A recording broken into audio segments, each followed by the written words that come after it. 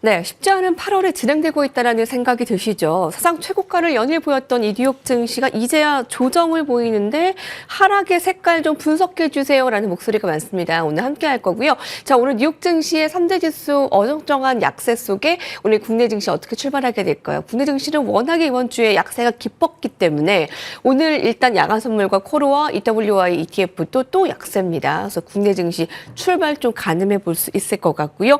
레그넘 투자자문의 이충광 대표님 함께하겠습니다. 안녕하십니까? 네, 안녕하세요. 네, 앞서서 하락의 색깔 좀 분석해 주세요라는 먼저 질문부터 좀 드려볼게요. 8월에 하락을 받아들이는 데에는 계절적으로 8월은 증시가 부진한 시기다라는 좀 명분이 있기도 합니다. 그런데 문제는 이 계절적인 데드존이 9월까지 이어지는 건가라는 건데 어떻게 보십니까? 그건 뭐 두고 봐야죠. 어떻게 알겠습니까? 네네. 9월 달이 지난 한 30에서 40년 동안 이따 자료도 있습니다만 결론만 말씀드리면 실제로 그렇게 평균적으로 다 빠졌던 달이 아닙니다. 과거에 그 굉장히 굵직굵직한 어떤 크래쉬라고 그럴까요? 위기가 하필이면 9월 달에 몰려서 전체적인 어떤 30, 40년 동안의 평균 수치를 좀 낮춰서 그런 것이죠.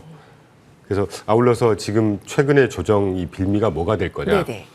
뭐 관세에 따른 이제 물가 반영이 실제로 투영이 되는 것 같고 거기에 대한 뭐 시장의 어떤 예상 그래서 미리 좀 포지션을 바꿔보자 하는 이런 거기에다가 또 이익 실현성이 좀 있을 것이고요. 네. 이따가도 역시 보여드리겠지만 4월 8일 날 전저점 이후에 S&P 500만 봐도 거의 30%가 올랐습니다. 나스닥이 한 40% 올랐고요. 그래서 이익 실현성 니즈도 분명히 있을 것이고 그리고 9월 달 뭐 오늘 이제 잭슨홀 타운 서밋 결과가 나오겠지만 거기에 따라서 요 다음 회차 FMC의 그 금리에 대한 관망세 이런 것들이 좀 얼버무려지면서 계절성과 함께 조금 흔들리는 게 아닌가 싶은데 저는 역시 뭐 저가 매수의 기회다라는 생각을 하고 있습니다. 그렇군요. 네. 그러니까 금융시장에서 그 바이더 딥과 셀더 딥은 각각 상승장에서 조정 시 매수하고 하락장에서 반등 시 매도하는 전략이 많았는데요. 이 두 쪽에서 어느 쪽에 좀 무게를 실어야 되냐라는 질문에 대해서는 조정 시 매수. 네, 저는 네, 여전히 이렇게 그렇게 보시나요? 생각하고 있습니다. 예, 그렇군요. 자, 그러면 잭슨홀 미팅 한번 오늘 디데이를 한번 예상해 볼까요? 9월에 FMC는 사실 그 어느 때보다도 가늠이 안 됩니다. 며칠 전만 하더라도 금리 인하 가능성이 99.9%, 거짓 100%로 반영하면서 증시가 환호하기도 했는데 이렇게 며칠 사이에 좀 분위기가 바뀔 수 있는 건가요? 당연하죠. 네네. 왜냐하면 정책 금리를 조정한다고 하는 것은 적어도 요번에 제롬 파월이 이끌고 있는 FMC의 정책 기조 자체는 그 데이터 디펜던트잖아요. 나오는 데이터를 보고 대응을 하겠다는 거니까 여담이지만 지난번에 제가 한 달인가 한 달 반 전에 찾아뵀을 때 FMC 당일날 네. 금리 깜짝 인하할 수도 있을 것 같다는 엇갈린 전망을 했죠. 네. 결론은 동결이었지만 이번에도 저는 물론 결론적으로는 25bp 정도는 인하를 시작하긴 할 것 같아요. 1회 하느냐 2회 하느냐는 또 경기를 상황을 봐야 되겠지만 그런데 저는 좀 제가 고사히 다른 방송에서 이런 말씀을 드린 게 이번 9월 달에 금리 인하 가능성 자체가 계속 줄어드는 것 같다. 왜냐하면 금리가 이제 분명히 투영이 될 거 아닙니까? 지난주 발표된 CPI, PPR인가 무역 그 수입 물가라든가 이런 것들이 이제 물가가 점점 뜨는 걸로 나오는데 그런 그 경기 상황 속에서 본인들하고의 정책 기조가 전혀 반대인 물가가 뜨고 있는데 금리를 인하시킨다? 저는 그 가능성이 점점 낮아지는 것 같아요. 물론 그 가능성이 역시 퍼센티지로 따지면 한 20, 30%에서 30, 40% 정도 될 것 같긴 한데 네. 그런 저런 생각들을 하고 있습니다. 예, 이렇게 지표들이 그 시시각각 바뀌는 점이 있기 때문에 지금 물론 이렇게 좀 불확실성이 있을 수밖에 없는 상황을 말씀해 주셨습니다. 관세에 따른 물가 그 일기 때와 비교해 보자면 지금 관세의 물가 영향이 좀 어떻게 보여지고 있습니까? 서서히 나타나는 거는 명확관화한 것 같아요. 저도 한두 달 전부터 계속 그렇게 전망을 드렸었고. 근데 먼저 이 그래프를 한번 살짝 보시죠. 네네. 트럼프 일기 때를 한번 보시면 결론부터 좀 먼저 말씀드리죠. 이 CPI YOY라고 해서 파란색 글자만 보시면 되는데 2018년 트럼프 일기 때 7, 8, 9월 달에 대중국 관세 820 품목에 대해서 25% 때립니다. 그리고 2019년도에 죄송합니다. 5, 8, 9월 달에 2차 관세 10% 부과하거든요. 그때 이 3월까지는 괜찮았다가 8월 달, 9월 달 정도에 물가가 살짝 떠요. 2.4였던 게 2.7로 갔다가 10월 그리고 2019년도 가면서 2.5로 다시 안정, 1%대로 쭉 안정이 되는 게 네네. 보이실 거예요. 이런 근거로 했을 때 요번에도 일시적으로 그 물가의 반영이 끝나지 않을까 하는 생각을 하고 있고 그리고 최근에 저도 역시 굉장히 고민스러운 게 지금 대부분의 어떤 거시 지표의 추이라든가 이런 것들을 쭉 보면 대충 전망이 되거든요. 예. 근데 이제 이 물가라는 게 얼마나 어떤 강도로 얼마나 길게 반영이 될 거냐를 좀 고심고심을 하다가 제가 몇 가지 정리를 해갖고 왔습니다. 네네. 저희 생각도 있지만 그 미국에서 뭐 알아주는 아주 대형 하우스들의 이제 보고서를 좀 참고한 건데 완화 요인이 있고 압력 요인이 있는 것 같아요. 압력 요인이야 뭐 뻔한 거 아니겠습니까? 관세가 지금 2.5%였던 걸 트럼프 이전에 2.5였던 걸 지금 18.6% 정도까지 끌어올렸다고 그러니까 한 거의 8배 올린 겁니다. 관세를. 한 3, 4개월 동안 관세를 8배 올린 건데 이게 어떤 식으로는 부담이 될 거고 그래서 그건 당연히 압력 요인일 거고 다만 5, 6월 달부터 이제 그동안에 그 뭐 사재기라고 표현하나요? 선구매 해놨던 게 이제 재고가 소진이 되면서 미국의 수입업자들이 5, 6월 달부터 본격적으로 수입을 했다고 그러거든요. 그게 그 공급망에서 수입업자가 생산자한테 전달하고 생산자가 매대에 전달해서 소비자한테 부과되는 요 공급망 기간 동안 물가가 전이되는 기간을 보면 작게는 3개월에서 한 6개월 걸린다고 그러거든요. 그러니까 본격적으로 수입을 했던 6월 달부터 보자면 6, 7, 8월 거 발표하는 9월 요때가 이제 물가의 어떤 피크가 될 것 같다. 그래서 압력 요인은 당연한 거고. 예. 반면에 이제 완화 요인을 보니까 네. 사실은 지난주까지 발표됐던 물가 지표가 제가 예상했던 것보다는 생각보다 이렇게 많이 높지는 않아요. 네네. 왜 그러냐를 한번 보니까 지금 아까 제가 실질 실효 관세가 2.5에서 18.6%까지 끌어올렸다고들 발표는 하긴 하지만 지난주부터 발표된 그 대형 하우스의 보고서들을 분석하는 자료를 보니까 실제로 적용되는 실질 실효 관세는 그렇게 높지는 않을 거다. 그래서 한 10% 초반 정도 될 거다. 왜냐니까 중국 수입이 몇 년 전만 해도 미국의 수입 중에 중국 수입 비중이 한 26%, 25% 그랬거든요. 지금 한 13.5%까지 계속 줄어들 거고 이건 계속 줄어들 겁니다. 그래서 중국 수입이 감소하고 있고 생산지 왜 리루팅링 한다고 했잖아요. 내가 관세를 많이 그 부가 맞으니까 관세가 낮은 지역으로 생산 지역을 이동해서 수출을 하면 그 관세를 그만큼 덜 맞게 되는 거니까 그런 효과. 그리고 뭐 삼성전자 지난달이었던가요? 테슬라, 애플 수주 받았는데 그걸 뚜껑 열어놓고 보니까 미국까지 생산해서 납품한다는 거잖아요. 관세 안 맞을 거 아닙니까? 이런 효과. 그리고 분명한 거는 그 OBBA 감세안 오빠 법안이라고도 하죠. 이런 것들이 이 관세안 중에 굉장히 중요했던 게 이 설비 투자라든가 이런 거에 대해서 감세를 100% 다 비용 처리를 해주겠다는 거거든요. 참고로 AT&T 같은 경우가 3주 전에 2, 4분기 실적 발표하면서 향후 2025년에서 2027년 향후 3년 동안 올해 포함해서 3년 동안 이 감세안 덕분에 비용 아끼는 것만 거의 최대 80억 달러 정도 아낄 거라고 발표를 분명히 했습니다. 예. 여기에 분명히 그 관세에 따라서 이제 물가가 올라가면 제품 가격이 올라가는 거를 이만큼 어떤 식으로든 비용을 아끼고 수익이 그만큼 상대적으로 마진이 높아질 거니까 기업들이 덜 부과할 수 있는 버퍼가 생기는 거잖아요. 그리고 이따가도 보여줄 수 있을지 모르겠지만 생산성이 굉장히 향상되고 있어요. 그러면 한 명이 생산했던 거를 더 많은 걸 생산할 수 있다는 얘기고 그 반대로도 마찬가지고요. 그래서 그 기업들이 어떤 물가 상승을 버틸 수 있는 버퍼 역할을 좀 할 수 있는 요소들이 있고 마지막으로 기업들이 이번 1, 4분기였습니다. 일본의 그 자동차 수출 업체가 대미 수출하는 자동차 가격을 약 30% 다운시켰거든요. 시장 점유율을 유지하기 위해서였다는 거죠. 지금도 그런 기업들이 간혹 있습니다. 이런 효과들을 보니까 그래서 생각보다 물가가 그렇게 심하지 않은구나. 앞으로도 이런 추세는 계속 되지 않을까. 네. 일부분 영향을 받지 않을까. 그래서 일시적일 거고 그 물가의 강도가 그렇게 심하진 않을 것 같다라는 생각이 지금까지의 저의 분석 결론입니다.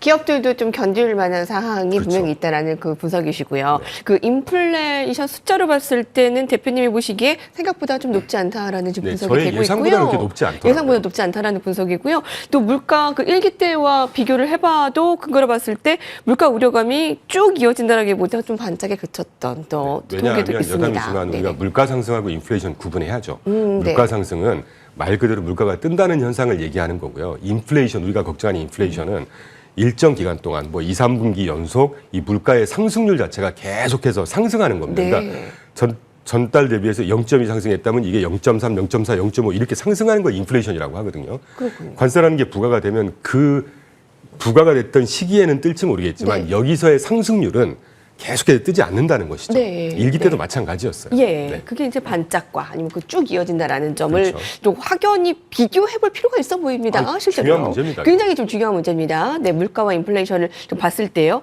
자, FMC 그 이사록에서는 이번에 고용보다 인플레이션의 우려가 더 앞선다라고 했습니다만 고용도 계속 지금 연준이 예의주시하고 있습니다. 고용 쪽에 봤을 때는 펀더멘털 측면에서 어떻게 좀 분석이 되고 있나요? 고용 시장도 혼재가 돼 있긴 한데 저도 원래 낙관주의자이긴 한데 오늘 새벽에 발표됐죠. 제가 가장 중요하게 보는 고용 지표 4가지 중에 주간 실업수당 정도까지 비교적 정확해요. 왜냐하면 페이롤에 등재된 그 넘버를 가지고 그대로 발표를 하니까 지난주에 22만 7천 건에서 22만 5천 건으로 떨어졌더니 22만 5천 건이 오늘 새벽에 발표된 거 보니까 23만 5천 건 살짝 떴습니다. 그리고 또 중요하다고 하는 연속 실업수당 청구 건수가 전주 대비 약 3만 개 증가했어요.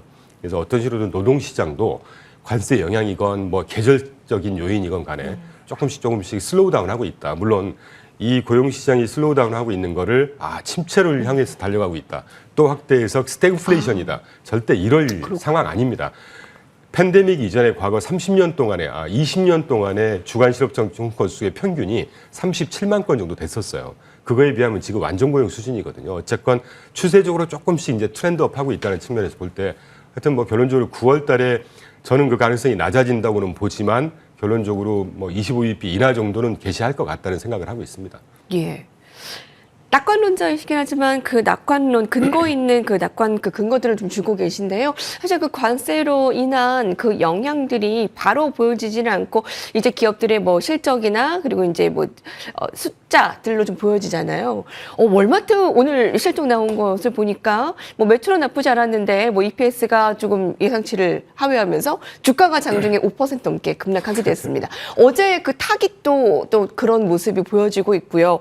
그래서 이러한 좀 소매업체들의 가격 인상까지 좀 반영돼서 불안감이 있는 것 아니냐라는 우려감에 대해서는 어떻게 설명하실 수 있으세요? 뭐 우려는 분명히 할 수 있겠죠. 중요한 건 월가가 이제 대표적인 소매업체잖아요. 월가의 가이던스를 혹시 보셨는지 모르겠는데 여전히 괜찮고 소비가 견조하다라고 분명히 발표했습니다. CEO가.